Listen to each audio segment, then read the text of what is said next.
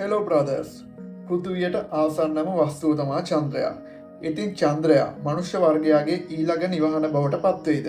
අභ්‍යවකාශයේ ජීවත් වීම ගැන තිබුණු අපේ සිහිනය දැන් යථාර්ථයක් බවට පත්වෙමින් පවතිනවා. විද්‍යාඥයන් විසින් නවතම සොයා ගැනීමක් කර තිබෙනවා.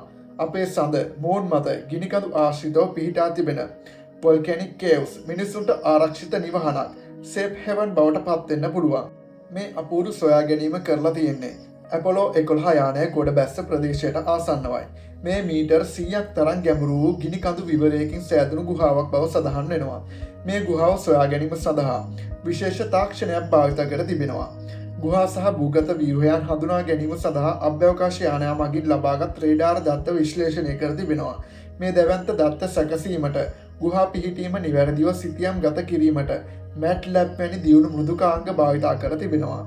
චන්ද්‍රයා මතු පිටදී අපේ ගගනගාමින්ට තර්ජනයක් වන ප්‍රධාන සාධක කීපයක්ම තිබෙනවා. මේ ගුහා ඒවායෙන් ආරක්ෂා වෙන්න පුළුවන් හොඳ විකල්පයක්. සඳ මතු පිට පෘථිවිය වගේ වායුගෝලයක් නැති නිසා ගගනගාමින්ට අධික විකිරණ වලට මුහුණ දෙන්න සිද්ධ වෙනවා. මේ ගැඹුරු ගුහා ස්වාභාවිකවම අපිට ආවරණයක් විදියට භාවිතා කරන්න පුළුවන්. සඳේ දවාලේ සහ රාත්‍රියේ උෂ්ණත්වය දැවැන්ත වෙනස්කම් තියෙනවා. ගුහා තුල උෂ්ණත්වය බොහෝ දුරට ස්ථාවරව පවතින අතර පුංචි උල්කාපාත කැබලි වලින් ආරක්ෂා වීමට මේ ගුහා උපකාරී වෙනවා.